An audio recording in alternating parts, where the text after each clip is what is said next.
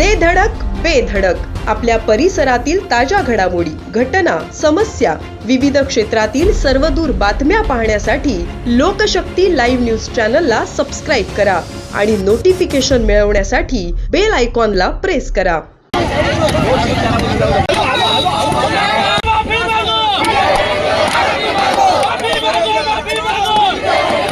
काँग्रेसचे ज्येष्ठ नेते विजय वडेट्टीवार यांनी जगद्गुरू नरेंद्राचार्यजी महाराज यांच्याविषयी केलेल्या अपमानास्पद वक्तव्यावरून विविध स्तरातून तीव्र प्रतिक्रिया उमटत आहेत। या पार्श्वभूमीवर पेण नगर परिषदेच्या समोरील चौकात नरेंद्र महाराज यांचे शिष्य आणि अनुयायांनी विजय वडेट्टीवार यांच्या विरोधात जोरदार आंदोलन केले। जगद्गुरू नरेंद्राचार्यजी महाराज हे लाखो भक्तांचे श्रद्धास्थान असून त्यांच्याबद्दल अवमानकारक वक्तव्य केल्यामुळे अनुयायांमध्ये मोठा संताप पसरला आहे।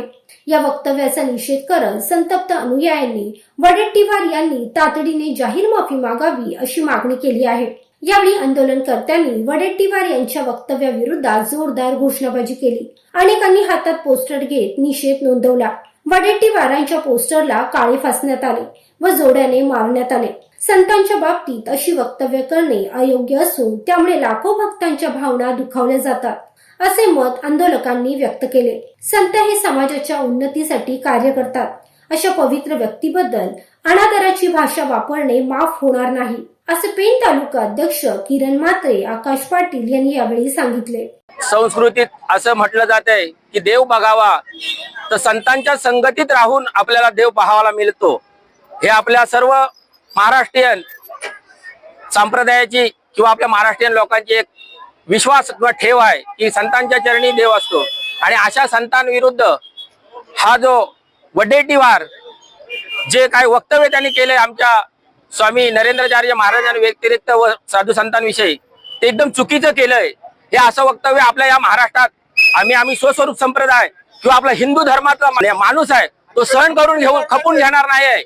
कारण हे वक्तव्य सर्वांसाठी क्लेशदायक आणि दुःखदायक आहे।